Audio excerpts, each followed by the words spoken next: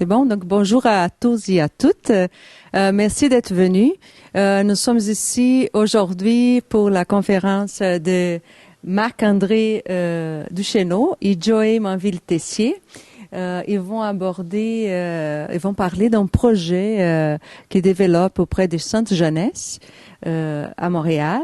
Et le titre de la présentation s'appelle « D'une idée à la mise en place d'actions concrètes, la genèse d'un projet étudiant ». Donc, c'est les sujets qui va être abordé aujourd'hui dans notre conférence. Marc-André Duchesneau et Joey Manville-Tessier sont des ex-étudiants au baccalauréat en éducation physique à la santé. Marc-André est aujourd'hui un étudiant à la maîtrise au programme du département de psychopédagogie et andragogie. Et Joey est étudiant au programme de maîtrise en kinésiologie, promotion de l'activité physique, si je ne me trompe pas. Les deux, ils font partie du Club Optimisme de l'Université de Montréal. Ils sont les responsables et coordinateurs de ce projet. Donc, je vous remercie à l'avance de votre présentation. Merci beaucoup, Mme Borges. Donc, juste avant de commencer, je tiens à remercier premièrement Mme Borges et le CRIF via Mme Goyer pour l'opportunité de vous présenter aujourd'hui nos projets. On va regarder rapidement un petit peu le plan de la présentation. Donc, la présentation des conférenciers a déjà été faite. Par la suite, on va se mettre un petit peu en contexte de quels sont les projets qu'on va présenter aujourd'hui. On va faire une genèse aussi de comment on est arrivé à mettre en place les projets qu'on roule actuellement. On va regarder aussi c'est quoi les projets d'avenir. On va remercier évidemment nos partenaires financiers dans toute cette aventure-là. Et il va y avoir une pléiade de questions à la fin. Donc, mais à tout moment, si jamais il y a des trucs qui ne sont pas clairs, n'hésitez pas à lever la main. Joey va se faire un plaisir de vous répondre. Ceci dit, donc, rapidement, la présentation a été faite. Je voulais juste, parlant de projets, Joey et moi coordonnons l'ensemble des projets du Club Optimiste. Et nouvellement, j'ai atteint le statut de président du Club Optimiste Université de Montréal. Diplômé du baccalauréat en éducation physique et présentement étudiant à la maîtrise avec Mme Borges sur l'impact, les conséquences sur le développement du jeune participant dans un programme de sport-études. Bonjour, alors moi, c'est Joey. Je suis aussi diplômé, comme l'a dit Mme Borges, en enseignement d'éducation physique. J'étudie actuellement à la maîtrise professionnelle en kinésiologie. Puis, comme Marc-André, je suis vice-président du Club Optimiste Université de Montréal. Et je coordonne les deux projets, en fait, qu'on va vous présenter aujourd'hui. Puis, dernièrement, j'ai été embauché chez Actiform, une entreprise qui fait de la préparation physique auprès d'athlètes en développement jusqu'à la haute performance. En fait, avant d'aborder plus en détail les deux projets qu'on a à vous présenter, on va juste faire un petit peu une mise en contexte générale. Donc, c'est deux projets à visée éducative. Le premier projet de soutien scolaire, et le second, projet d'éducation physique. C'est deux projets qui prennent place dans les centres jeunesse de Montréal. Puis, si on rentre un peu plus en détail ces deux projets-là, le PSS, grosso modo, c'est un service de soutien scolaire individualisé offert par des étudiants en adaptation scolaire. C'est un projet qui, pour l'année en cours, rejoint 30 jeunes à travers 4 centres d'hébergement et un foyer de groupe. Tous ces centres-là sont sur l'île de Montréal, répartis dans différents endroits, différents quartiers. Par contre, puis c'est un projet en fait qui a un budget de fonctionnement annuel de 50 000 $ par année. En fait, c'est un projet, les étudiants et étudiantes qui sont embauchés voient les jeunes à raison de 2 périodes individualisées de 30 minutes chacune par semaine. Le second projet qu'on a mis en place, c'est le projet d'éducation physique. C'est un service d'enseignement d'éducation physique offert par des étudiants en éducation physique et santé. Puis, ce projet-là rejoint beaucoup plus de jeunes. On parle de 500 personnes, 500 jeunes qui ont été rejoints lors du dernier été. C'est 4 centres d'hébergement, 3 foyers de groupe. On embauche 11 étudiants à temps plein pour la période estivale qui s'échelonne de la fin juin à la mi-août environ. Puis, c'est un projet qui fonctionne avec un budget annuel de 65 000 $ par année. Donc, là, Joey vous a présenté là, qu'est-ce que sont les projets à l'heure actuelle. Évidemment, ça a commencé tout petit, avec une idée. Les prochaines diapos, ça va être pour vous mettre en contexte là, un petit peu qu'est-ce qui a mené à ces projets-là.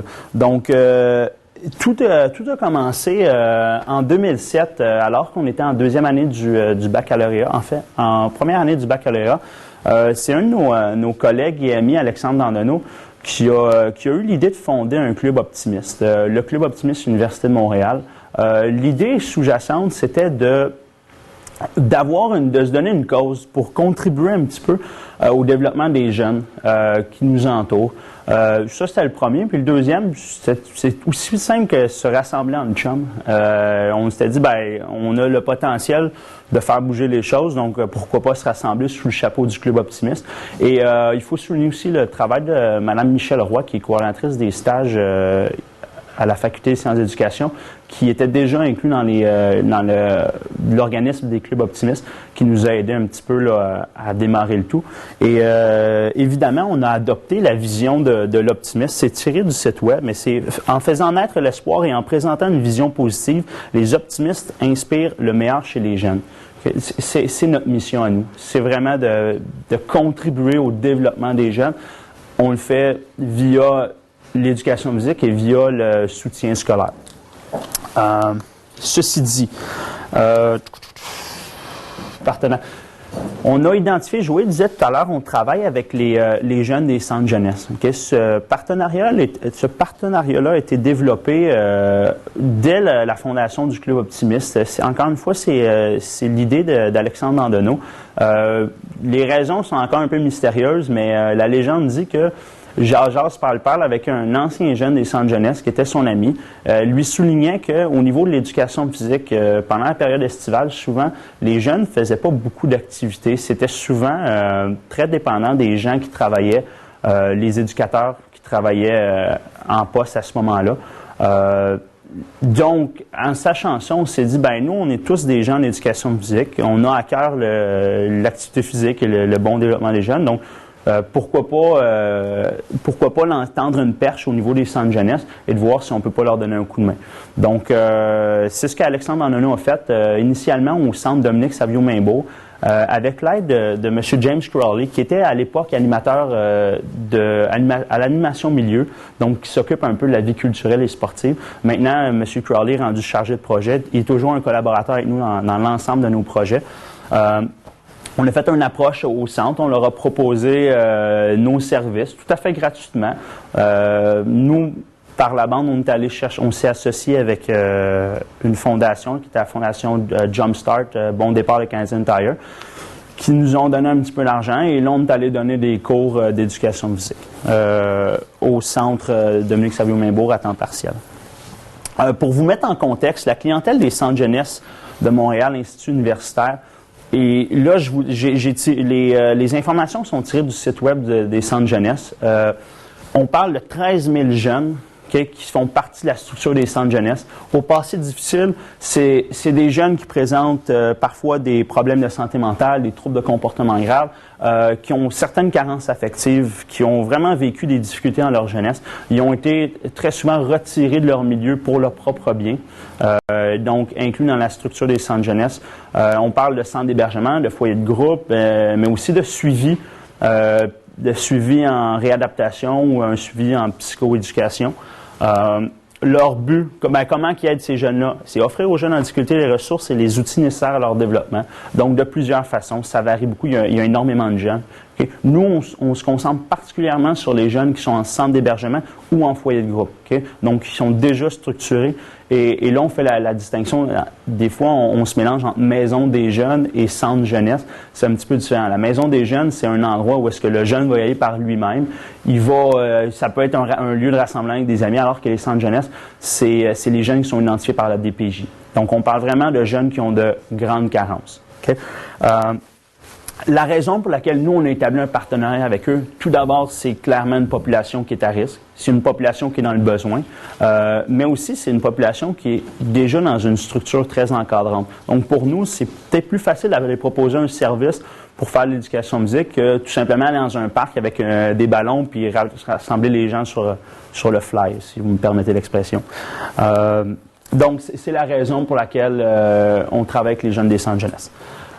Je fais une chronologie des événements juste pour toujours vous mettre en contexte. Donc, hiver 2007, fondation du club. Été 2008, je l'ai dit, notre première édition, projet pilote en centre jeunesse au niveau du projet d'éducation musique. Donc, on touche un centre. On est à temps partiel. On enseigne à 90 jeunes. L'été suivant, été 2009, c'est la deuxième édition du projet d'éducation musique. On est rendu dans 3 centres. On travaille à temps plein avec près de 300 jeunes. Hiver 2010, premier projet pilote du PSS, le projet de soutien scolaire. Sa fondation, on va en parler tout à l'heure, mais sa fondation est venue du fait qu'on a parlé avec des gens des centres jeunesse. Ils ont identifié peut-être qu'il y avait une lacune au niveau du suivi académique chez certains jeunes. Donc, il y a une étudiante en adaptation scolaire qui a travaillé avec 4 jeunes pendant une portion pendant la période hivernale et jusqu'en juin. Été 2010, 3e édition du projet d'éducation musique, donc 4 centres à temps plein, 400 jeunes. Automne 2010, la première vraie édition du PSS. Donc, on parle de 4 unités et 16 jeunes. C'était à 4 unités du centre Dominique Savio-Mainbourg. C'est toujours là que tout semble commencer. Été 2011, donc l'été qui vient de passer, on parle de la 4e édition. C'est 4 centres, 3 foyers, 500 jeunes, 11 personnes à temps plein pendant la période estivale. Donc, on commence vraiment à toucher, on commence à ratisser assez large.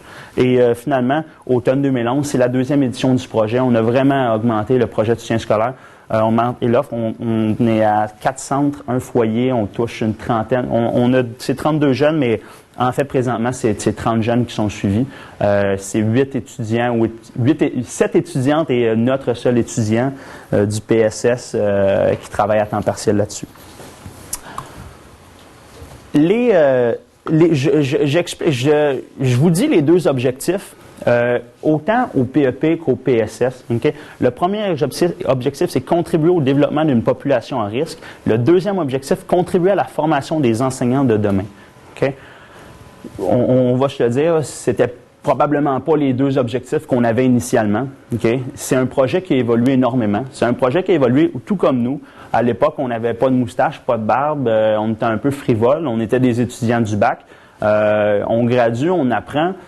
On a resserré les trucs, on a vraiment gagné beaucoup d'informations et notre pensée a évolué de sorte à ce qu'on ait identifié ces 2 objectifs-là. Donc, ça va mener un petit peu le reste de la présentation. D'un côté, on travaille je l'ai dit plusieurs fois, on travaille à contribuer au développement des jeunes, okay? Mais aussi d'un autre côté, ça reste un projet étudiant géré par des étudiants, travaillé par des étudiants qui sont en formation. Et l'expérience qu'on veut leur amener, on espère, c'est un petit peu dans la même idée qu'un stage. Un stage de formation. C'est juste qu'il est rémunéré, puis il y a peut-être moins on n'a pas de cahier à leur donner au début, mais l'idée, c'est vraiment de contribuer à leur formation parce que demain, ces étudiants-là, autant dans le PSS que dans le PEP, c'est eux qui vont enseigner à nos jeunes. Okay? Donc, on leur offre une opportunité d'enseigner à des jeunes qui sont dans le besoin, mais de façon encadrée. Ceci dit, Joey, je te passe la parole.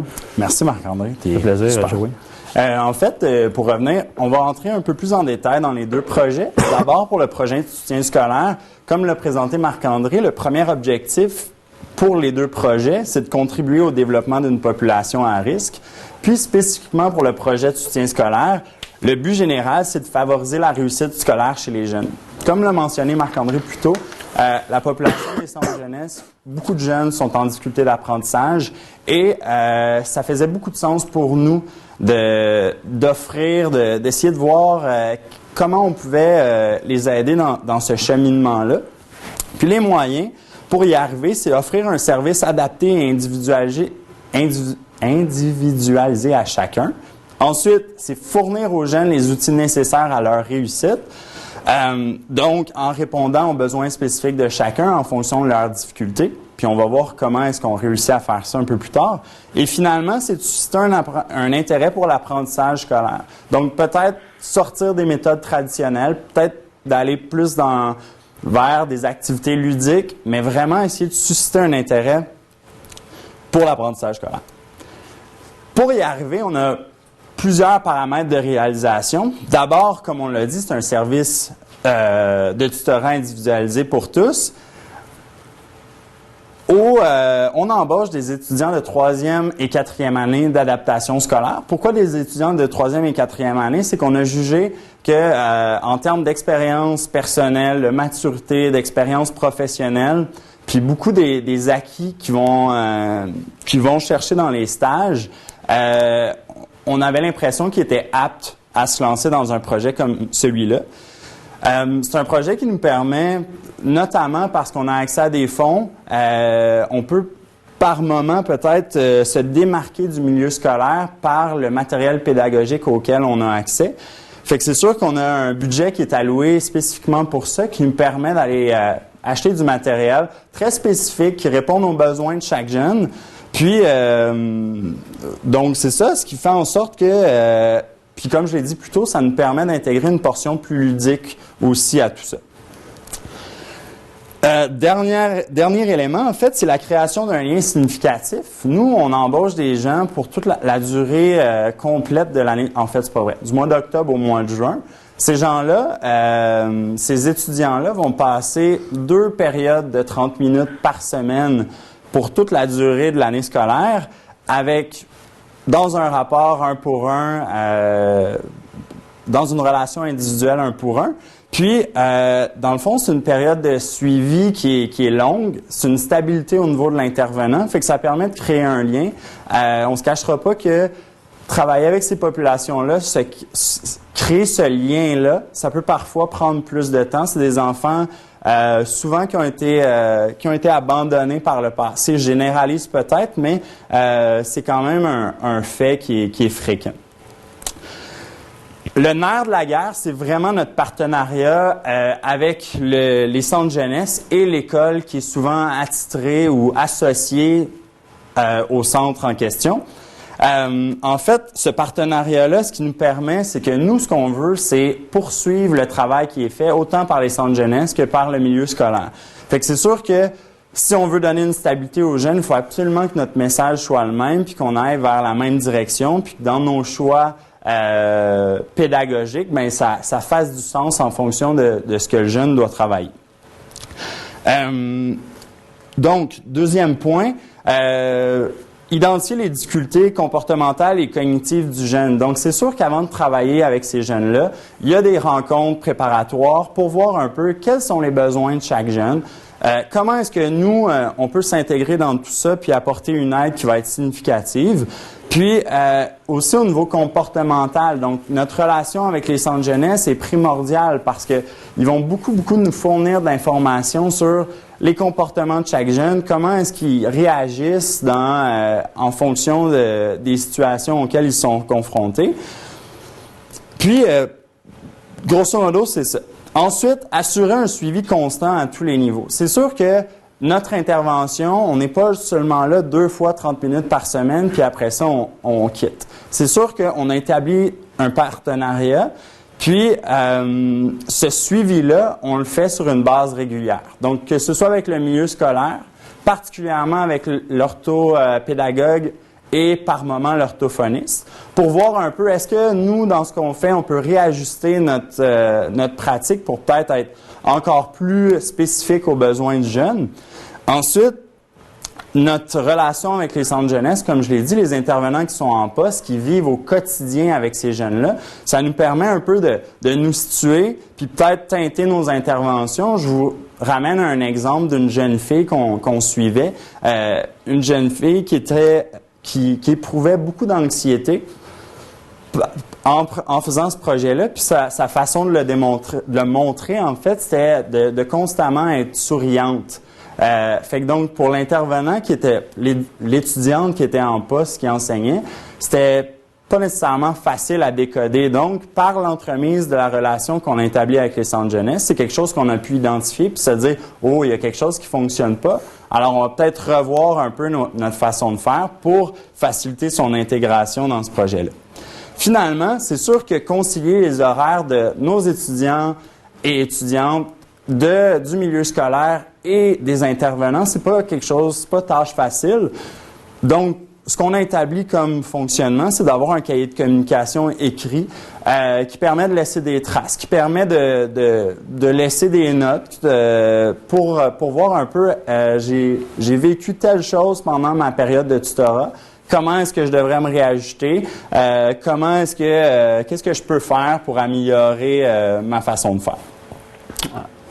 Au niveau de l'objectif 2, là, qui est contribuer à la formation des enseignants de demain, c'est évident, j'ai un petit peu vendu la mèche tout à l'heure en disant, l'opportunité que les étudiants ont à travailler dans ce milieu-là, c'est une expérience, on l'espère, bénéfique, là, étant donné qu'ils travaillent avec des populations qui sont plus à risque que dans le besoin. Les moyens qu'on offre, qu'on essaie d'offrir, dis-moi, c'est de laisser une autonomie dans le choix des pratiques. Ni Joey ni moi sommes spécialistes d'adaptation scolaire et on prétend pas l'être du tout. Donc, quand on fait le choix de nos étudiants ou étudiantes qui vont travailler, c'est sûr que l'autonomie prend une grande portion là, de l'équation. Doivent nécessairement conjuguer avec l'ensemble des intervenants en place. Et dans le projet de soutien scolaire, il y en a beaucoup. On parle des intervenants de plateau, là, ceux qui font l'intervention au centre jeunesse. On parle aussi des intervenants au niveau scolaire. Et ça revient un peu au partenariat. Là. Il faut démêler tout ça, trouver ses alliés, établir des ponts de communication qui sont efficaces, sinon on ne s'en sort pas. C'est un travail d'équipe et nous, on est une pièce de l'équation. Je dis s'adapter. On a Laurence ici qui travaille dans le projet. Au quotidien, on peut arriver une journée, puis le jeune il est content. 2 jours après, c'est complètement différent. Étant donné qu'on est dans une relation 1 à 1, il faut constamment s'adapter. Des fois, la planète va prendre le bord, on va faire plus du ludique, ou etc., etc. Okay? Mais ça, c'est le lot de toute personne dans l'enseignement. À moins que je me trompe. Autrement, les paramètres de réalisation, on l'a dit, l'enseignement individualisé autonome. Autonome dans le sens que les étudiants sont vraiment responsables de planifier et de piloter chacune de leurs situations. On n'est pas en haut de leur épaule pour regarder qu'est-ce qu'ils font. De toute façon, on n'a pas l'expertise pour dire que c'est bien ou non. On leur fait une totale confiance là-dedans. Ils vont le voir rapidement si ça fonctionne pas. Ça reste que c'est un laboratoire exploratoire. Hein. Les gens des centres jeunesse sont très conscients que les gens qu'on embauche, ce sont des étudiants qui sont en formation. Ils sont conscients que l'erreur peut arriver, l'erreur va arriver, et ça fait partie un petit peu ça fait partie du partenariat qu'on a avec eux, de leur permettre, de leur donner des outils pour que les étudiants réussissent, aient vraiment une intervention qui est significative avec chaque jeune. Autrement, à chaque mois, on se rencontre, c'est un séminaire mensuel. C'est sous forme de discussion souvent. On est à la table. On fait ça le dimanche soir. C'est toujours très plaisant ici à Marie-Victorin. Donc, on partage, les étudiants partagent leur expérience. Qu'est-ce qu'ils ont vécu comme succès, comme difficulté. Tout le monde essaie d'amener son point de vue. Ça ressemble beaucoup à ce qui se fait, du moins en éducation physique, avec les séminaires de stage. Là, pour l'instant, on essaie, c'est pas arrivé encore beaucoup cette année parce que c'est tout nouveau, on a plus de monde, mais idéalement, on essaie toujours d'amener des sujets par rapport à l'éducation. Par exemple, ça peut être, on peut aborder la motivation, tout le monde partage son point de vue à ce niveau. Autre chose, pour que Joey et moi puissions assurer un suivi, on demande un journal de bord qui est un peu une analyse réflexive de sa pratique ou des expériences qu'ils ont vécues. Les étudiants essaient de le remplir là, assez fréquemment, comme ça Joey et moi on peut commenter, puis souvent ça va alimenter le débat qu'il va y avoir lors du séminaire mensuel. Donc, c'est sûr qu'avec un projet comme celui-là, on est à la 3e année si on compte l'année du projet pilote. Il y a certaines limites à ce projet-là.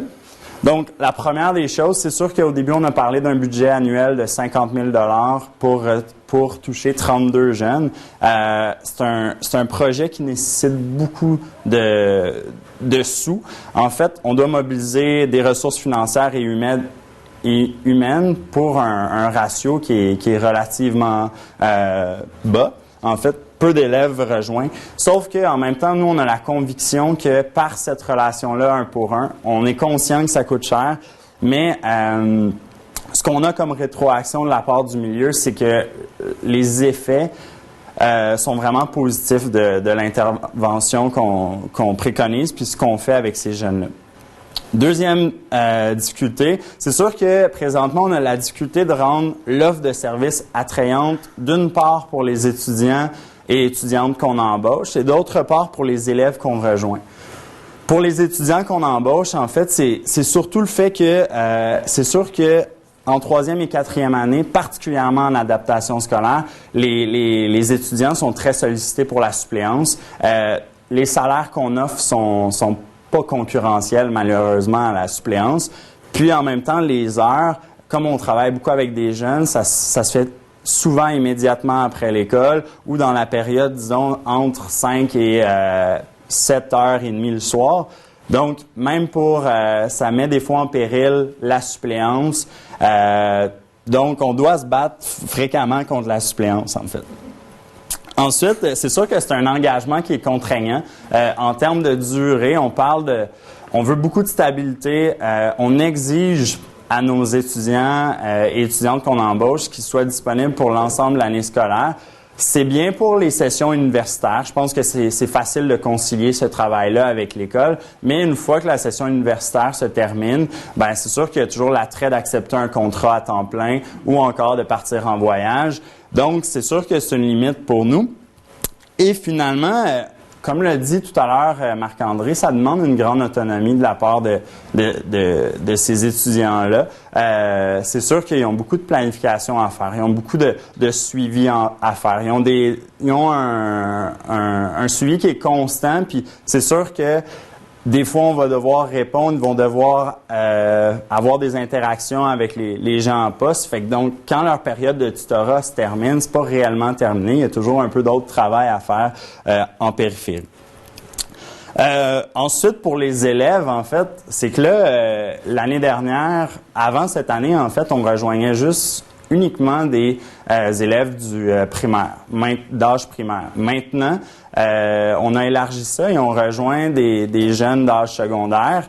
Et là, on est confronté au fait que l'école, ça vend possiblement pas autant, ça se vend pas aussi facilement que le sport. Donc, on a un peu de difficulté à rejoindre ces jeunes-là au niveau de leur motivation, au niveau de leur implication. Ben, on n'a pas trouvé encore la formule idéale pour aller chercher vraiment tous ces jeunes-là. Finalement, c'est sûr que la lourdeur du processus d'implantation d'un partenariat école, club optimiste et centre jeunesse, c'est pas toujours évident. C'est beaucoup d'intervenants. À chaque site, c'est des intervenants différents. Donc, c'est énormément de communication. C'est des horaires qui sont conflictuels. Donc, c'est sûr que c'est pas évident d'établir ce partenariat-là. Maintenant, pour ce qui est des perspectives d'avenir, ce projet-là, comment est-ce qu'on le voit dans le futur? Bien, d'abord, ce qui nous apparaît essentiel, c'est de mettre en place des indicateurs quantifiables qui vont permettre de vérifier si on atteint nos objectifs. Donc, c'est sûr que nous, on a la conviction que ça fonctionne, ce qu'on fait, mais en même temps, on aimerait pouvoir s'appuyer sur des données quantifiables puis dire, bien, regardez, pour nos partenaires qui investissent des fonds dans ce projet-là, qu'on puisse leur dire, écoutez, l'argent que vous investissez, ben voici ce que ça rapporte, mais c'est quelque chose qui est relativement difficile à mesurer. Ensuite, c'est clair qu'il y a un besoin de renforcer le partenariat école, club optimiste et centre jeunesse. Si tout le monde travaille pour un même objectif, ben ça facilite beaucoup je pense que ça optimise les résultats. Puis ces partenariats-là, c'est long à développer, évidemment. Ça ne peut pas se faire en criant ciseaux. Oh, c'est bien dit. Ensuite, on doit peaufiner notre offre de service. On doit la rendre plus sexy aux yeux des étudiants qu'on embauche et pour les élèves. C'est un point qu'il faut discuter, trouver des façons de les impliquer davantage, puis qu'il y a un intérêt de leur part à s'impliquer dans ce projet-là. Ensuite, et finalement, c'est d'impliquer des étudiants en adaptation scolaire dans le processus de gestion de ce projet-là. Marc-André et moi, on se dit pas spécialiste de l'adaptation scolaire et loin de là. Puis, ce qu'on aimerait, c'est confier les rênes progressivement de ce projet-là à des gens qui vont pouvoir avoir une meilleure expertise dans ce domaine-là, puis qui vont pouvoir tisser des liens plus facilement parce qu'ils parlent le même langage, ils sont en mesure d'identifier plus facilement les problèmes. Donc, c'est évident que... puis en même temps, ça permet d'approfondir la réflexion. Je veux dire, nous, parfois, on rentre pas nécessairement en profondeur. On est plus en surface en termes de comment ça va, comment ça se passe avec les jeunes que tu suis. Alors que si on avait quelqu'un vraiment du domaine qui est impliqué, ben possiblement on pourrait approfondir justement puis aller plus dans les choix, mais pas méthodologiques, mais les choix pédagogiques qui sont faits par exemple, pour ces interventions avec les jeunes. Ouf! OK. Une petite pause. Donc, c'était une belle photo de nous à Manille. En 2009, après notre bac, on est parti une bande du Club Optimiste. On est allé faire un mois un voyage humanitaire, là, faire la promotion d'activité physique à Manille. Donc ça, c'est Alexandre Danilo, le créateur, qui est en Bédène en ce moment. Merci, Alex. Ceci dit, passons maintenant au d'éducation physique. Le projet d'éducation. C'est notre projet phare, c'est celui que ça fait le plus longtemps qu'on est impliqué. Puis c'est sûr que on est 2 éducateurs physiques, donc ça nous touche particulièrement. Donc, si on revient à nos objectifs initiaux, objectif 1, contribuer au développement d'une population à risque. Les buts généraux pour ce projet-là, 1, favoriser la réussite chez les jeunes par l'entremise de l'activité physique. Second point, développer de saines habitudes de vie. Comment est-ce qu'on pense arriver à ça? On offre d'abord la possibilité aux jeunes d'être actifs durant l'été en leur offrant une panoplie de cours d'éducation physique. Ensuite, on désire susciter le sentiment de plaisir associé à l'activité physique. Pour Marc-André et moi, puis beaucoup des gens qui se retrouvent en éducation physique, cet aspect-là de l'activité physique est super important. Puis c'est quelque chose qu'on essaie de partager, de dire, regarde ce que tu peux retirer de bouger comme ça. Finalement, dans les choix de moyens d'action, on varie beaucoup les stimuli. Donc, ça va du kayak en piscine jusqu'au cirque, en passant par la danse hip-hop. Puis, en fait, l'année passée, c'est 21 moyens d'action différents, là. Il y a des sports, flag football, ultimate frisbee, des trucs un peu plus communs, mais on sort vraiment, là. On a fait du parcours avec des adolescentes l'année passée, là. Donc, c'est faire des acrobaties avec les modules urbains. Joël l'a dit, on a fait du kayak en piscine avec des jeunes contrevenants, des trucs qui sortent de l'ordinaire, mais qui leur amènent un nouveau bagage, que tout le monde a un peu part égale. Donc, on essaie de moins toucher des sports plus traditionnels comme le soccer, le hockey cosum ou le basketball. Les jeunes ont déjà l'occasion de pratiquer ces sports-là au quotidien.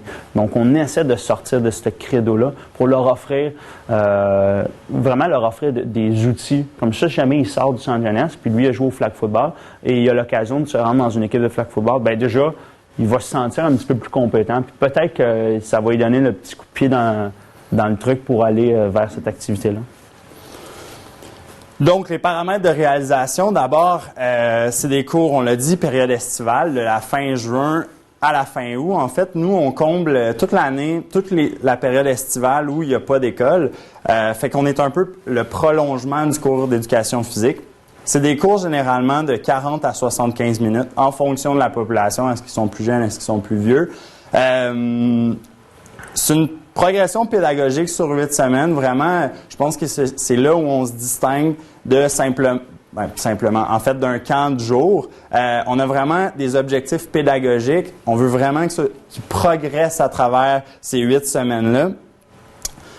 On l'a dit, on a un choix d'activités variées. Je pense que l'objectif pour les plus jeunes, c'est des jeunes qui souvent sont limités dans leurs habilités motrices. Les fondements du mouvement, ils les possèdent pas toujours. Donc, c'est sûr que si tu arrives en première année dans ton cours d'éducation physique, puis tu as de la difficulté à courir, rouler, sauter, déplacer, attraper, lancer, ben tu pars avec 2 prises contre toi. Puis, ce qu'on remarque, c'est si ça part comme ça va être difficile de t'engager dans une activité physique puis éprouver du plaisir. Puis, ultimement, tu participeras plus puis tu vas devenir sédentaire parce que ça sera pas intéressant pour toi de le faire. Ensuite, du team teaching, je pense que c'est quelque chose de super de ce projet-là, c'est qu'on permet à 2 étudiants d'être regroupés ensemble, travailler avec des groupes de jeunes qui ont souvent, qui sont rarement plus que 15 personnes à la fois. Donc, ça fait un ratio 2 pour 15 qui est super intéressant. Ça permet par moment de se retirer, d'avoir une intervention 1 à 1 avec un jeune, en même temps d'avoir l'autre éducateur physique, étudiant en éducation physique, qui prend charge du groupe.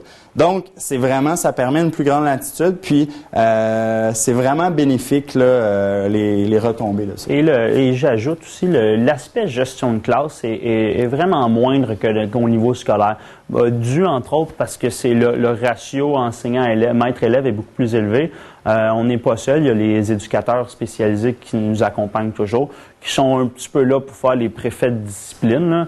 Quoique souvent, finalement, ils embarquent et tout le monde s'amuse.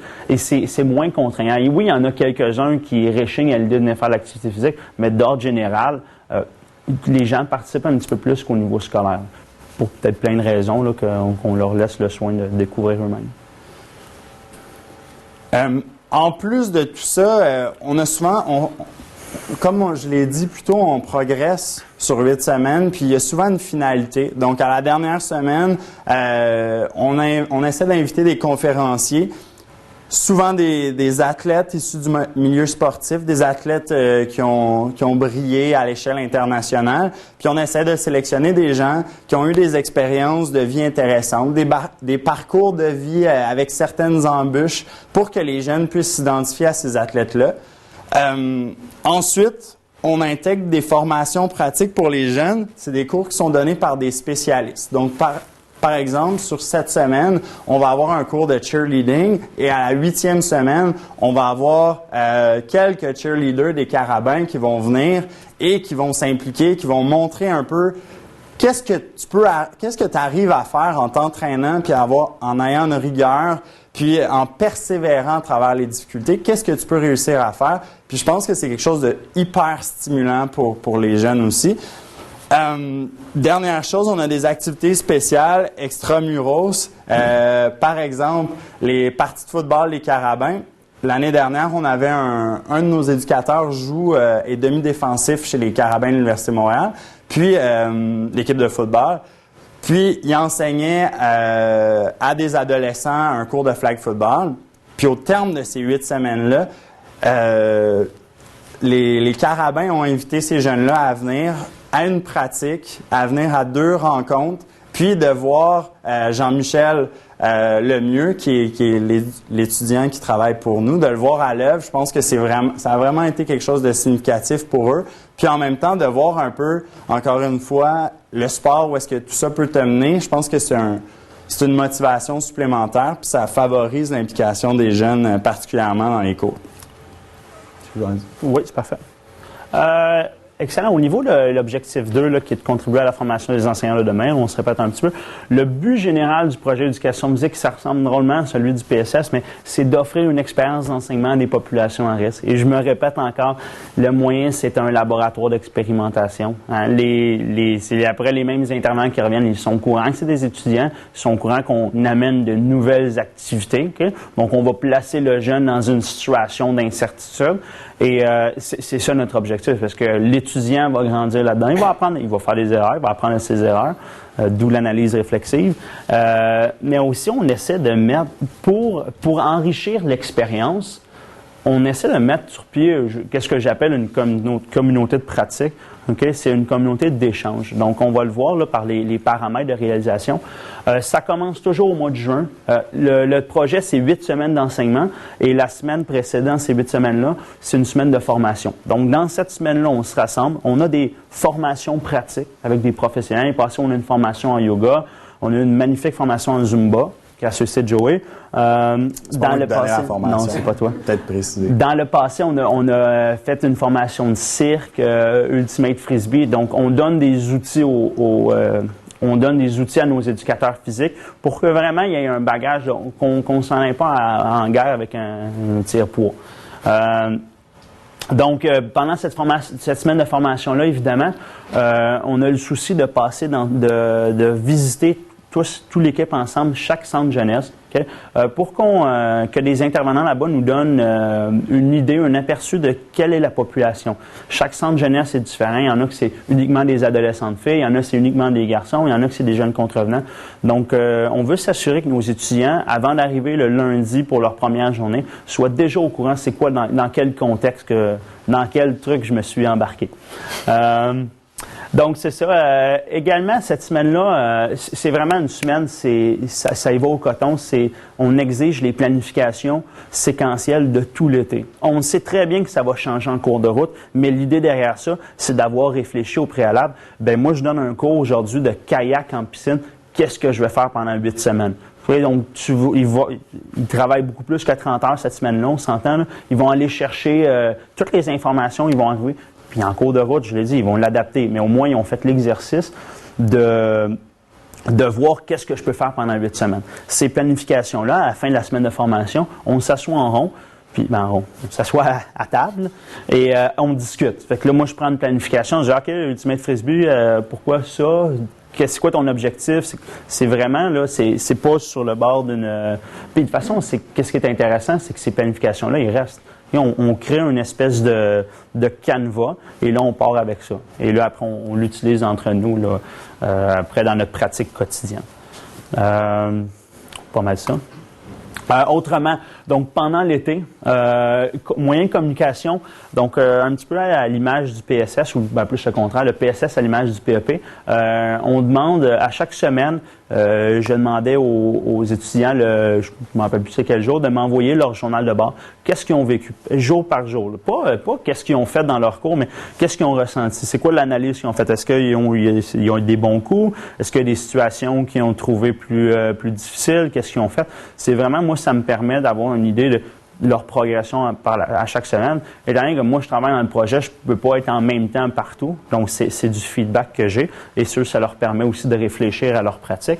Là, on est très compétence 8. Là. J'ai reçu aucun courriel. Tout était sur Dropbox. C'est magnifique. Maintenant, grâce à ce projet-là, je suis rendu avec 10 gigs sur mon Dropbox. Avec ça, je suis super content. À chaque semaine, le vendredi après-midi, donc on travaille du lundi matin au vendredi midi, on enseigne. Le vendredi à midi, on se rassemble. Toujours dans une réunion qui est c'est formel, mais c'est très informel aussi. Table ronde, on partage notre expérience, on parle souvent, je vais amener un sujet à débattre, notre rôle par rapport à ces jeunes-là, qu'est-ce qu'on peut leur amener, qu'est-ce qu'on peut faire de plus. Donc, c'est vraiment une table de discussion. C'est même ludique, des fois un petit peu trop, il faut qu'on resserre. Donc, tout le monde apporte son point de vue, évidemment.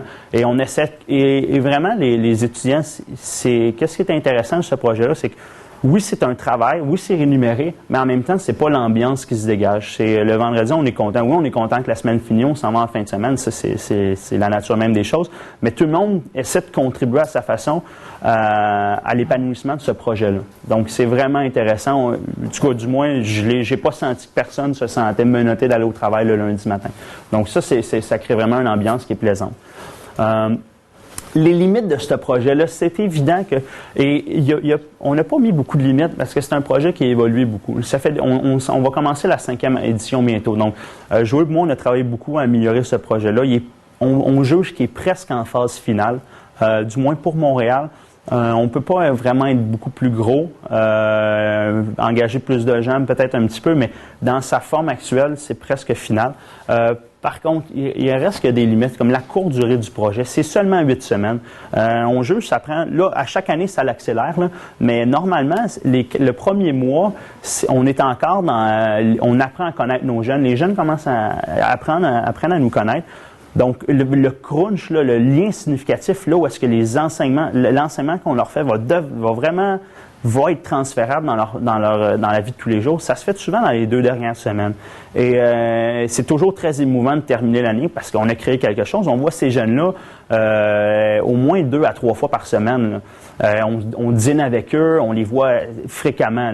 On crée quelque chose, puis souvent, c'est trop court. Pour vraiment, si on veut vraiment avoir un impact significatif sur leur pratique, là, que ce soit le plaisir de faire l'activité physique ou développer des saines habitudes de vie, le projet dans sa forme actuelle nous limite un petit peu à ce propos. Et présentement, on essaie de corriger le tir, mais il y a une absence, notre absence est trop longue entre les 2 éditions du projet. C'est pas tous les jeunes qu'on va revoir, là, il y a un roulement, puis on espère que les jeunes qui sont en centre vont réintégrer leur famille. Ça, c'est évident, c'est un de nos souhaits, si la famille est prête à recevoir le jeune, évidemment. Mais c'est quand même 10 mois qui s'étalent entre fin août et fin juin. Donc, c'est une limite en ce moment, on ne les suit pas. Ça reste dans nos perspectives d'avenir qu'on va voir maintenant. En fait, je vais le dire, là, après je vais lire, là, mais entre les 2 éditions, on va essayer. Puis on a commencé dans un des centres, on le met en place. Là, on est allé à Noël, on est allé 2-3 du projet. On est allé passer une soirée avec eux, la remise des cadeaux. Là, on s'en va à la semaine de relâche dans une unité. On va aller jouer à NHL 2012 sur Xbox. Je sais, c'est pas très activité physique, mais au moins ça touche au sport. C'est ce que je me dis. Donc, on va essayer de les voir sur une base, peut-être 1 ou 2 fois pendant l'année, pas nécessairement plus, on ne veut pas prendre trop de leur temps, mais au moins que quand on arrive en juin, ben ça fait pas 10 mois qu'on t'a vu, ça fait juste 3 mois peut-être ou un petit peu moins. Okay? C'est ça l'idée.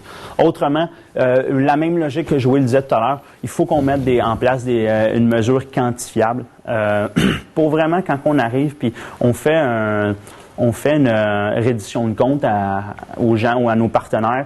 Il faut qu'on leur montre que qu'est-ce qu'on fait, c'est pas juste un feeling personnel de dire qu'on a contribué au développement de ces jeunes-là, au développement des étudiants. On ne sait pas encore quelle forme ça va prendre. Là, ça nous demande peut-être que même ça pourrait être une évaluation là, par quelqu'un de la maîtrise. C'est un petit peu comme il y a plein de projets qui sont évalués bien dans les baskets là, avec une équipe de Mme Suzanne Laberge au département de kinésiologie. Est-ce que ça passe par là? Possiblement. Ça serait super intéressant. Ça donnerait beaucoup de crédibilité à notre projet, évidemment. Vraiment, là, un point qui me touche particulièrement, c'est l'intégration d'une dimension des apprentissages sociaux. Comment on peut utiliser le sport? Puis ça retouche un petit peu à ce que je fais dans mes travaux de maîtrise aussi. Comment qu'on peut utiliser le sport et l'activité physique pour apprendre, pour donner des outils aux jeunes qui vont pouvoir réutiliser dans leur pratique quotidienne. Que c'est pas nécessairement dans le sport, mais en anglais, souvent, ils appellent ça life skills, des habiletés de vie, des compétences de vie. Et là, on va se pencher. On le fait de façon... on le fait de façon un petit peu informelle ou induite, mais là, on veut peut-être... Je suis en train de réfléchir, on est en train de regarder, puis on va en parler à notre équipe aussi. Qu'est-ce qu'on peut faire pour mettre en place un programme ou peut-être ça va être un projet pilote cette année, mais vraiment pour mettre l'accent sur l'acquisition de certaines de ces compétences-là. Évidemment, bonifier l'offre de service. Je pense que là, on touche 500 jeunes, c'est beaucoup. Je pense qu'il y a encore matière à aller toucher plus de jeunes. Possiblement ramasser tous les foyers de groupe de Montréal. Et j'aimerais ça qu'on ait aussi plus d'étudiants. Là, on en a 11. La demande, je sais le mot se passe que le projet est vraiment intéressant. Je pense qu'il y a beaucoup de gens qui viennent me voir là, constamment ou jouer, ils me disent j'aimerais ça travailler dans le projet, j'aimerais ça amener tout le monde. Là, la limite, c'est qu'on a... il y a une limite financière, évidemment, et il y a une limite aussi de jeunes qu'on peut toucher. Je veux pas qu'on fasse du team teaching à 4 non plus. Là. Ça se tirer une balle dans le pied. Autrement, là, on est rendu là. On est rendu dans le projet qui m'intéresse vraiment au plus haut point. C'est la mise en place de la deuxième phase du PEP. C'est l'intégration sociale par le sport. On a commencé de façon informelle avec 2 ou 3 jeunes. C'est d'identifier pendant l'été, ça va être d'identifier certains jeunes, en partenariat avec les centres jeunesse, de dire, tel ou tel jeune, il y aura un intérêt à... On le prend, on le sort des murs, on lui offre l'opportunité de faire de l'activité physique ou du sport organisé à l'extérieur des murs du centre jeunesse. Okay? Nous, notre rôle là-dedans, c'est qu'on l'encadre. Okay? Donc, moi, par exemple, je vous donne un exemple pour bien illustrer le projet. Un de mes jeunes d'un des centres, à la fin de l'été, vient me voir, il apprend que j'ai nagé à un certain niveau de façon compétitive. Il me dit « j'ai un intérêt pour la natation, là, je ne sais pas trop comment ça fonctionne. » Je dis « OK. » J'étais allé voir son éducatrice de suivi, on a fait un plan, on a dit si ça va bien à l'école, aux alentours du mois d'octobre, tu vas m'accompagner, moi je vais t'amener dans le club de natation où j'entraîne et on va voir comment ça se passe. Mois d'octobre arrive, je reçois un courriel, on est en suivi constant et finalement tout va bien. On l'amène au club, ça va bien. Là, il est réintégré dans sa famille. Et en ce moment, il nage, jusqu'à la semaine passée du moins, il nageait pour son école à La Chine. Donc, je ne sais pas sur quelle portion de Montréal, là, mais il nageait au collège de La Chine. Donc, pour moi, c'est intéressant parce que, et pour lui aussi, c'est que là, on facilite, c'est qu'on lui donne on lui donne un filon pour continuer à... Une opportunité. Une opportunité, c'est ça, exact. Au lieu qu'il aille flâner dans la rue, au moins, il y a le sport, tu sais. On essaie de faire ça avec, là, on suit 2 ou 3 jeunes comme ça. Mais j'aimerais ça qu'on se donne comme mission d'identifier des jeunes ou de se donner l'opportunité d'aider ces jeunes-là dans le cadre d'une activité physique. Donc, possiblement, on pourrait peut-être plus... comment je dirais, joindre les 2 projets ensemble, lier les projets ensemble. Donc, il pourrait avoir un suivi en tutorat, puis en parallèle à ça, qui est une activité physique aussi. Ouais. Ça pourrait être complémentaire, puis c'est quelque chose qu'on va évaluer aussi, là, si c'est quelque chose de... Et là, là, il reste un peu de temps, donc... la dernière portion de notre présentation, évidemment, les objectifs. Là, on a des objectifs à court, moyen et long terme pour les 2 projets et le Club optimiste d'ordre général. C'est évident qu'à court terme, on doit créer un partenariat avec l'Université de Montréal. Ça fait 4 ans qu'on travaille. On s'appelle le Club optimiste Université de Montréal. C'est simplement depuis cette année que vraiment on s'est fait connaître un petit peu plus. La preuve en est qu'on fait une présentation ici aujourd'hui. Quand même intéressé, je ne sais pas quelle forme ça va prendre, mais nécessairement, si on est capable de créer un partenariat qui va nous aider à rejoindre plus d'étudiants, ou peut-être aussi que des gens, des chercheurs, des professeurs ou d'autres étudiants qui s'intéressent plus à notre projet, puissent contribuer. Là, on est 2, plus les étudiants qui travaillent avec nous, on amène des idées, mais plus grande notre base peut-être, je pense que la qualité de notre offre de service va être augmentée de la sorte. Donc, ça, c'est à court terme. Évidemment, il faut absolument renforcer les liens avec nos collaborateurs, particulièrement financiers. C'est subventionné à 100% par des fondations, des organismes externes. On ne va pas vendre du chocolat ou faire des soupers spaghettis ou des trucs comme ça pour financer. On consacre 100% de nos énergies sur bâtir ces projets-là. Donc, pour l'instant, on a beaucoup d'aide, mais ça reste fragile. Et là, vous avez vu, l'année passée, c'est 115 000 $ de budget qu'on a alloué à ces 2 projets-là. On y croit beaucoup. Et maintenant, il faut qu'on monte hors de tout doute que qu'est-ce qu'on fait, l'impact qu'on a sur les jeunes est indéniable. Donc, à court terme, ça va être de renforcer ces liens-là. Ensuite, à moyen terme, c'est sûr qu'on doit former les étudiants qui assureront la gestion des projets. Marc-André et moi, possiblement on va toujours, ces projets-là, c'est sûr que c'est nos bébés, on les laissera pas tomber, on y tient puis on y croit, mais possiblement on voudrait se retirer un peu, puis peut-être continuer à impliquer des étudiants. Je pense que ça a été une démarche qui a été super bénéfique pour nous. Donc, on aimerait ça faire profiter de ça à d'autres étudiants aussi. L'idée derrière ça, c'est toujours, hein, Jo et moi sommes en formation aussi. Maintenant, c'est plus une formation qui a trait à la gestion, mais c'est toujours un projet d'étudiants, géré par des étudiants, puis opéré par des étudiants. C'est un petit peu ça l'idée derrière notre démarche. Un peu comme l'a mentionné Marc-André, développer un modèle financier qui assurera la pérennité des projets. C'est pas très sexy, pour reprendre l'expression de tout à l'heure, de nous donner des fonds. Je veux dire, on a très peu parce que par la nature des jeunes qu'on côtoie, il y a très peu j'allais dire exposure, mais de visibilité, merci. Pour les entreprises qui investissent et les fondations qui investissent pour nous, c'est sûr qu'on ne peut pas arriver puis présenter les jeunes qu'on a, puis ils commencent à avoir des belles images, puis des belles photos avec les logos des entreprises. C'est quelque chose qui n'est pas possible. Donc, les entreprises qui nous aident, c'est certain qu'ils le font parce qu'ils croient en nous, mais est-ce qu'ils vont croire en nous à vitam aeternam, c'est de voir, tu sais. Mais en ce moment, nos partenaires sont super fiables puis ils nous soutiennent beaucoup là-dedans, fait qu'on est confiant que ça va se poursuivre. Puis c'est sûr que étendre les projets sur les rives de Montréal, Longueuil et Laval d'abord, il y a plus d'étudiants qui pourraient participer, puis il y a plus de jeunes qui seraient touchés par ces projets-là. À long terme, développer des liens avec d'autres institutions financières, universitaires, exporter nos projets dans toutes les régions du Québec. Donc, pour reprendre l'expression d'un personnage célèbre du Québec, là, think big, là, à la grandeur de la province, c'est sûr qu'on aimerait ça, mais c'est à long terme. C'est ça, c'est notre rêve, puis on l'a pas mis en objectif à long terme parce que je pense que c'est encore de l'ordre du rêve, mais c'est de faire de ces projets-là un projet de société.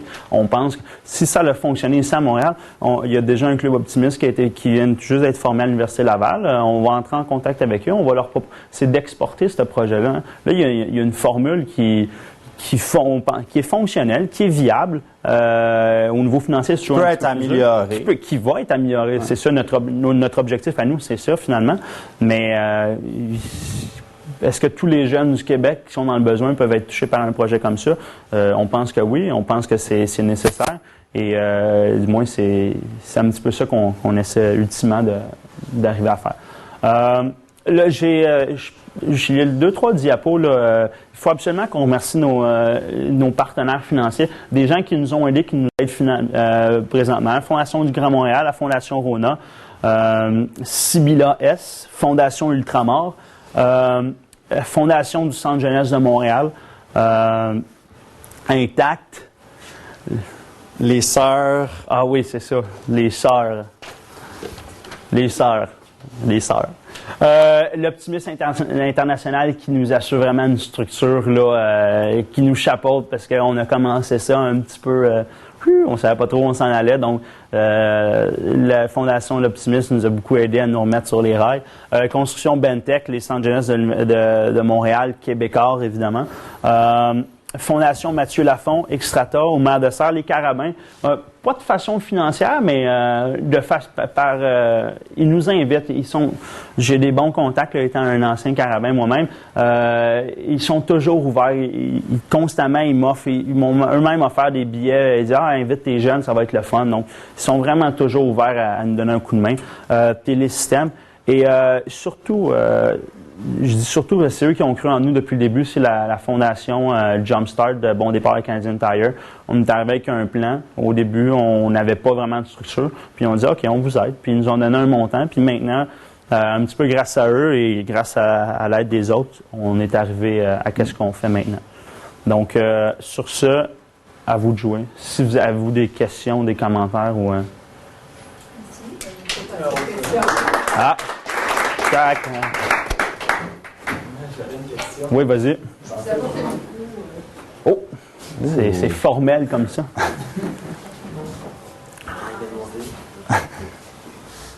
Alors, avant d'y aller avec ma question, j'aimerais d'abord vous féliciter pour votre engagement. C'est rafraîchissant de voir de jeunes étudiants en physique qui ont à cœur le bien-être des autres. Et vraiment, je vous félicite et je me permettrai de parler de vous dans mon cours qui va commencer dans 25 minutes. J'avais une question. Je ne pouvais pas laisser passer sous silence quand même, Marc-André, le fait que tu as fait référence au stage, que ça ressemblait à un stage sans le guide en moins. Je suis content de voir qu'il y a quand même une certaine forme de réflexion, de séminaire, d'analyse réflexive. J'adore ça. Donc, c'est pas un stage, il n'y a pas de guide, mais on n'est pas loin. Il fallait quand même que je le souligne.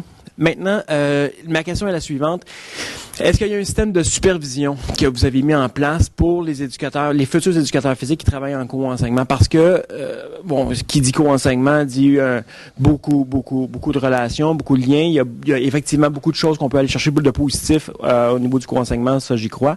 Maintenant, au niveau de la supervision. Merci. L'an passé, pour la première fois, moi, j'avais une tâche hybride, donc je faisais du terrain parce que c'est ça qui m'allume, c'est ce que j'adore faire, mais j'avais aussi une portion qui était plus en gestion, qui est gestion au quotidien, et dans cette portion de gestion-là, je suis allé à l'occasion superviser, et là, je mets le terme superviser entre guillemets parce que je prétends pas avoir tous les outils nécessaires pour faire une supervision qui est totale, mais au moins mon objectif c'était d'offrir un œil extérieur aux deux étudiants qui enseignent ensemble. Donc souvent ça prenait plus la forme d'une discussion. Jamais nécessairement, j'ai quand même quelques années d'enseignement à la cravate en milieu des centres jeunesse, un petit peu moins en milieu scolaire, mais je pense qu'on était capable. Puis ça devenait un travail d'équipe. Qu'est-ce que moi je vois? Qu'est-ce que tu as ressenti? Donc, oui, ça se rapproche d'une supervision, mais quand c'est ça. Mais quand on parlait de partenariat avec l'université, c'est ça un petit peu que j'ai en tête. C'est de vraiment amener des gens, peut-être de l'extérieur, des gens qui ont une expérience. Là, quelle forme ça va prendre? Parce que ça reste que c'est pendant l'été pour le projet d'éducation physique. Mais ça serait ultimement, c'est ce qu'on veut amener. C'est vraiment que oui, tu enseignes, oui, tu essaies plein de nouvelles choses, mais tu as quelqu'un qui a vraiment un gros bagage d'expérience qui vient te voir, puis là, on jase. Pas de façon trop formelle non plus. Ça reste un emploi étudiant, un emploi estival, mais on aimerait ça tendre vers ça. Puis si je peux compléter pour le second projet de soutien scolaire, en fait, depuis cette année, Laurence Lambert, juste ici, elle s'implique progressivement, elle est finissante, elle termine cette année, puis c'est sûr que c'est dans notre intention qu'elle s'implique de plus en plus avec nous, justement pour aller faire cette supervision-là, s'assurer que y a une rigueur, que ce qu'on fait, ça fait du sens, puis surtout aller poser des questions. Tu sais, juste sans que ce soit vraiment pour vérifier, puis juste pour qu'il y ait vraiment une progression, puis de voir un peu pourquoi est-ce que tu fais ce choix-là. Puis moi, je vois ça comme ça. Toi, comment tu le vois? Puis vraiment que cet échange-là se fasse. C'est à partir de ces échanges-là, je pense qu'on devient meilleur, puis on devient un bien meilleur enseignant aussi. Fait que. Merci infiniment. Ça fait plaisir. Moi, j'aurais un commentaire. Le micro, Mme Borges. Moi, j'aurais un commentaire et une autre question. Les commentaires, c'est au sujet, moi je trouve que c'est très intéressant la formule que vous adoptez, qui ressemble un peu à nos séminaires de stage, mais il y a plus de cet esprit, comme disait Martin, c'est intéressant, mais c'est là cet esprit aussi, je voulais reprendre un mot qui Marc-André ou Joey avait utilisé, des communautés de pratique. Donc je trouvais ça c'est très intéressant et c'est un filon à exploiter, je trouve, dans cet esprit, comme tu disais, de supervision, d'un travail encadré, d'un partage, des planifications, d'un projet qui après est évalué, et on fait un journal de bord, on fait des réflexions, on fait des échanges, c'est-à-dire on évalue nos interventions au fur et à mesure qu'on avance, mais en même temps, on évalue comment nous, on évolue dans ces processus, comment les gens évoluent. Donc, je trouve ça très intéressant et peut-être à exploiter l'idée des communautés de pratique dans cet esprit des partages. Mais ma question, c'était plutôt, puisqu'on a parlé beaucoup des intervenants, cette double visée du projet, à la fois des formations des nouveaux intervenants, donc soit en adaptation scolaire, soit en éducation physique. Mais d'autre côté, c'est les jeunes qui sont l'objet, c'est les centres, le cœur du travail. Donc, j'aimerais vous entendre parler un peu plus des jeunes et des réactions des jeunes. Vous avez dit que c'était un défi, l'évaluation du projet du point de vue plus systématique, pour savoir, bon, on a un certain nombre de jeunes qui sont atteints, mais du point de vue qualitatif même, de la répercussion sur l'évolution de ces jeunes. J'aimerais vous entendre si vous avez... Oui, mais je vais commencer. C'est évident que là, je vais commencer par le projet d'éducation physique. Ça fait déjà 4 éditions qu'on le fait, donc année après année. Les premières années, c'était très difficile. On était un élément nouveau. Okay? Les centres jeunesse, c'est très contrôlé. Okay? Ils ont besoin d'exercer un contrôle sur les jeunes pour avoir moins d'influence de l'extérieur. Okay? Donc, nous, on est un élément nouveau. On s'est beaucoup battu au début pour se faire reconnaître. Okay? Autant par les jeunes que par les intervenants.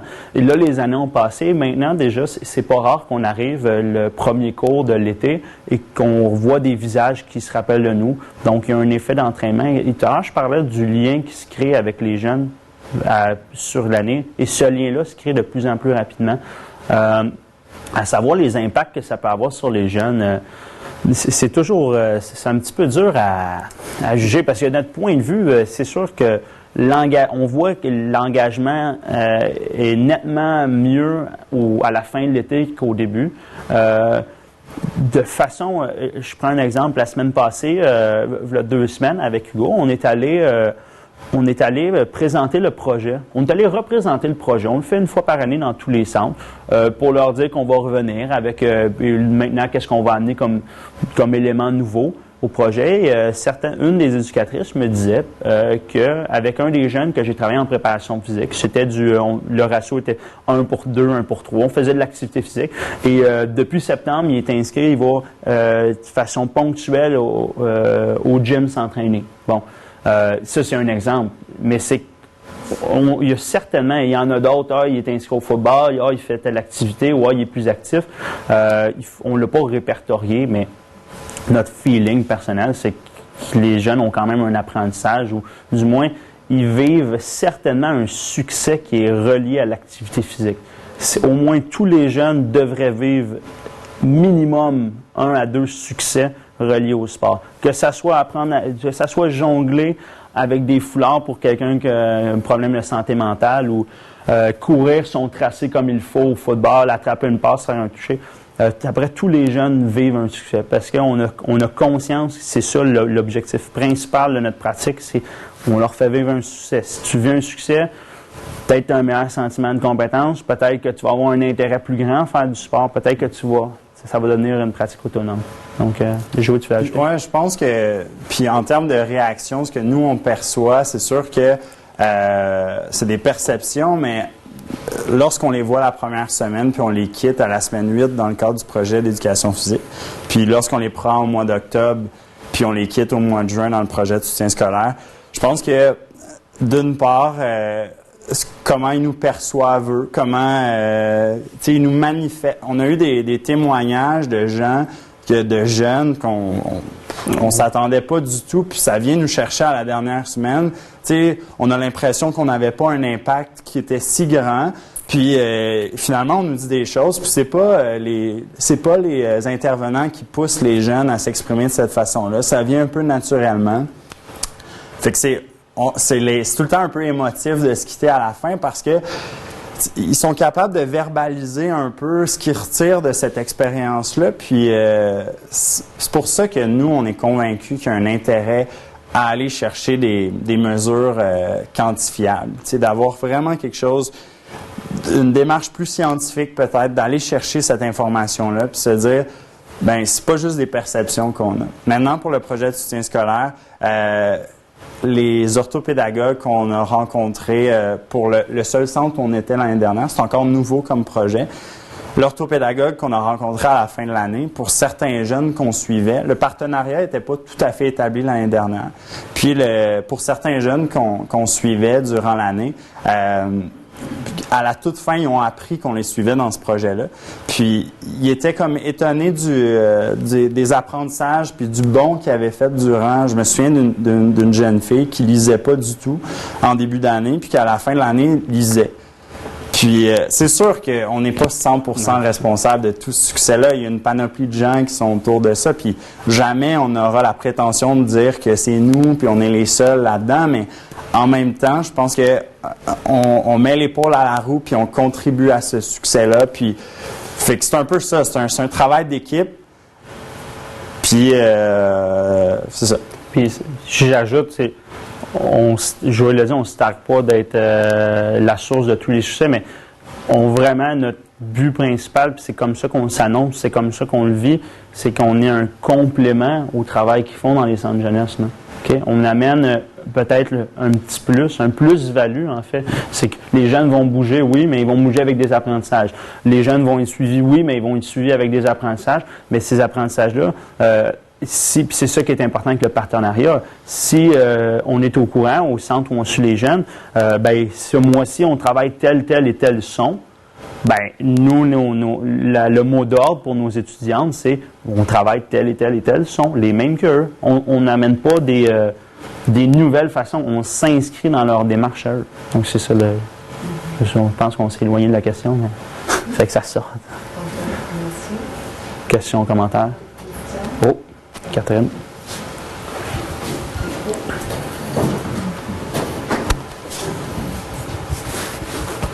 C'était une question un peu plus d'ordre technique. Vous parliez qu'il y avait eu 21 moyens d'action puis que c'était des progressions sur 8 semaines. Est-ce que c'est les jeunes qui décident à quelle activité ils veulent s'inscrire? C'est le centre qui pense que les jeunes ont tels intérêts? Comment ça fonctionne? En fait, ça... OK, vas-y. On se broche papier ciseaux. Hein? Bon, OK. Je vais y aller. En fait, comment ça fonctionne, c'est que tout dépendant, dans chaque centre, on a une façon de procéder qui est un peu différente. Mais grosso modo, ils vont souvent un peu vérifier l'intérêt, mesurer l'intérêt pour chacune des activités. Nous, on présente toutes les activités qu'on offre. Puis, c'est sûr qu'on a des suggestions. Par exemple, la plupart des unités vont nous voir 2 à 3 fois par semaine pour des cours qui sont différents. Fait que c'est sûr que on va aller dans le sens d'une activité généralement qui est plus centrée sur l'individu, le cirque par exemple, puis on va aller vers une activité plus collective qui nécessite des interactions avec les pairs. Ce choix-là d'activité est fait souvent par les jeunes, est fait par les unités. Puis mais c'est pas une inscription à un cours. Donc c'est vraiment l'unité fonctionne ensemble. Puis tous les jeunes d'une même unité vont choisir 2 ou 3 activités physiques, puis c'est ceux-là qu'ils vont faire pendant toute la période. C'est ça. Puis c'est sûr que certaines considérations techniques, comme on ne donnera pas de la boxe dans les 4 centres en même temps, on va essayer de concentrer, OK, à tel centre, le mercredi matin, il y a un intérêt pour la boxe, ça va être là. Tu sais. Pour le matériel, là, on a un entrepôt, donc nos étudiants ont des clés, puis tout est dans la semaine de formation, il y a à peu près un avant-midi qui est consacré à la logistique de qui prend quoi, quand, comment, où. Tu sais. On a quand même on commence à avoir un arsenal d'équipements qui rivalise avec des moyennes écoles primaires de Saint-Henri. Wow. Une petite question. Les activités sont réalisées dans les centres, mais ça peut être dans les parcs, associations communautaires. Où est-ce que vous les réalisez? Les centres, c'est vraiment étonnant comment c'est très gros. Tous les centres ont un gymnase, au moins un gymnase. Il y a toujours un terrain, un très grand terrain vague à même le centre. C'est arrivé quelques fois, notamment pour le parcours. On avait besoin de modules urbains, donc on est sorti. On essaie de garder les gens le plus possible au centre. Mais ça peut arriver qu'on sort, mais normalement, là, à 95% du temps, on est au centre même. Mais certains foyers de groupe qu'on visitait, c'est plus petit, c'est moins de jeunes, les foyers, c'est souvent d'extérieur, c'est une maison communale, qui n'est pas identifiée centre jeunesse nécessairement. Puis, généralement, on allait dans les parcs à proximité où on utilisait les installations. Puis, pour ce qui est du projet de soutien scolaire, les étudiantes vont directement dans les unités de vie qu'ils appellent. Donc, c'est là où les jeunes Ils vivent. habitent. Puis souvent, c'est soit dans leur chambre, à même le bureau de travail qu'ils ont, ou encore dans des salles prévues là, à cet effet.